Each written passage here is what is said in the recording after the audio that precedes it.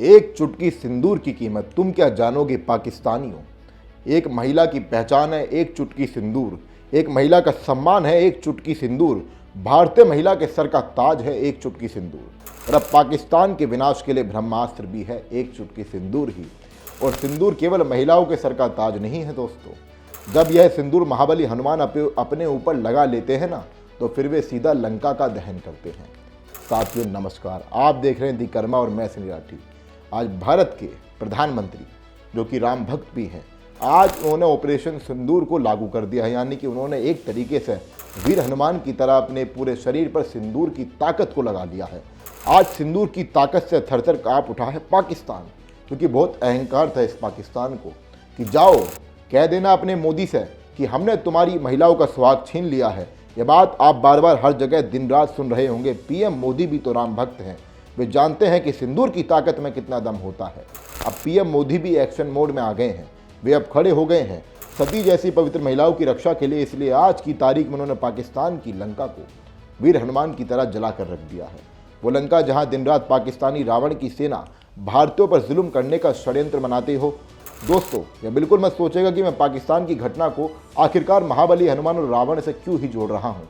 इसके पीछे सीधे तौर पर एक कारण है कि जब हमारी माता सीता का हरण रावण ने किया था, तो क्या वीर हनुमान सोने की लंका को नहीं जलाकर आ गए थे, भस्म कर दिया था लंका को। ये जो देश है ना, जो देश में ही मौजूद कुछ ताकतें हैं जो कह रही थी कि मोदी जी तो कुछ कर नहीं रहे हैं, मोदी जी तो बस चुनाव में लगे हुए हैं, उनको महिलाओं का सुहाग छीन लिया गया है और मोदी जी को कोई फर्क नहीं पड़ता है। इस बात पर मोदी जी चुप नहीं बैठने वाले थे कि महिलाओं का सुहाग छीना गया है और मोदी जी केवल रैलियों में व्यस्त हो। इस बात पर क्या राम भक्त मोदी चुपचाप बैठ जाते? सोचने वाली बात है। उन्होंने एक चुटकी सिंदूर के बदले पाकिस्तानियों के 9 ठिकानों को ही उखाड़ कर रख दिया है, उखाड़ फेंका है इन आतंकी ठिकानों को पीएम मोदी ने केवल एक फैसले से, और वो फैसला है ऑपरेशन सिंदूर। पाकिस्तान के भीतर अहंकार तो कूट कूट कर भरा था कि हमसे ज़्यादा तो कोई चतुर हो ही नहीं सकता है, हम महिलाओं पर जुल्म करेंगे, उनका सुहाग छीन लेंगे। ये पाकिस्तान सोच रहा था हम रावण के समान अहंकार और चतुराई दिखाएंगे पर कोई हमारा कुछ नहीं कर पाएगा। ये पाकिस्तान को बहुत ज़्यादा भ्रम था। आज पाकिस्तान केवल एक नक्शा बनकर ही रह जाएगा और हो सकता है कि पाकिस्तान का नक्शा भी आने वाले समय में ना बचे, पंजाब भी इधर आए, जो पंजाब का हिस्सा पाकिस्तान के पास है। बलूचिस्तान में तो पहले से ही विद्रोह चल रहा है। तो पीएम मोदी के इस फैसले से एक ना एक तरीके से उन लोगों को भी एक नई ताकत मिलेगी जो पाकिस्तान में रहकर अपनी ही सरकार का विरोध कर रहे हैं, क्योंकि वो लोग जानते हैं कि उनकी सरकार है वो इस्लाम के नाम पर केवल आतंक फैलाना चाहती है।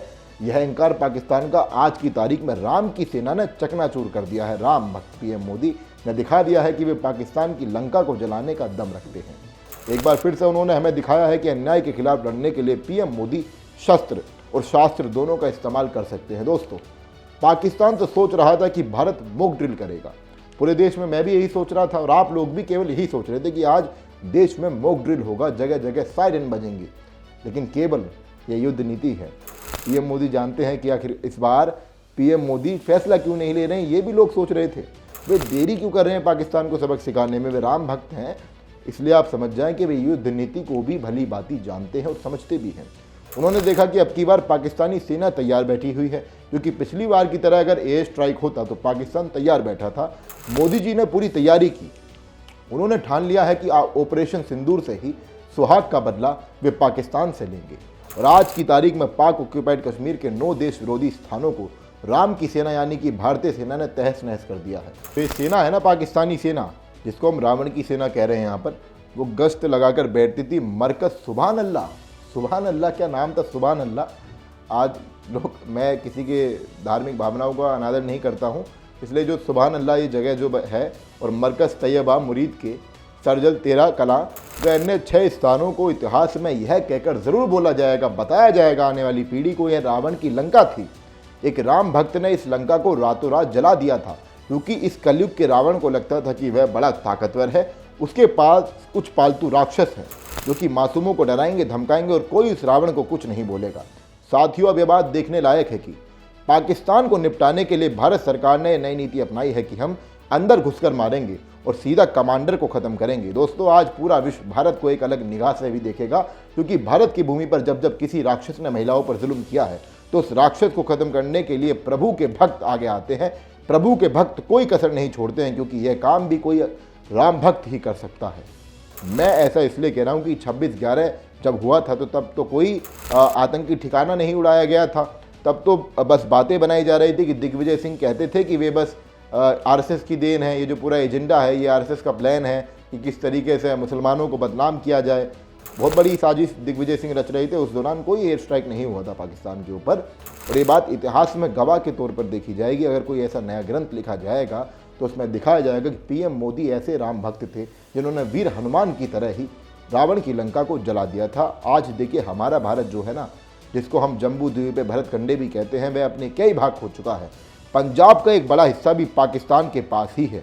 ये काफ़ी कम लोग जानते हैं कि बहावलपुर में देश विरोधी ठिकाने को ख़त्म करके पीएम मोदी ने सिखों और हिंदुओं की मौत का भी आज बदला ले लिया है। उन लोगों को बंटवारे के दौरान पीड़ित किया गया था, इतना पीड़ित किया गया था कि जिहाद के डर से सिखों और हिंदुओं को अपनी बेटियों को खुद ही देह त्यागने पर मजबूर करना पड़ा था। ये श्राप भी पाकिस्तान को कई सालों पहले लग चुका है। दोस्तों, आज राम भक्त मोदी ने पाकिस्तान की लंका को तो जला दिया है, लेकिन साथ ही उन्होंने यह भी बता दिया कि अगर कोई भारतीय महिलाओं के सुहाग के साथ खिलवाड़ करेगा तो राम भक्त उसको मिट्टी में मिलाने का काम करेंगे। दोस्तों, अगर आपको हमारा यह वीडियो पसंद आया है तो इस वीडियो को आगे ज़रूर शेयर करें। साथ ही ऐसे ही वीडियो देखने के लिए हमारे चैनल को सब्सक्राइब करें। धन्यवाद।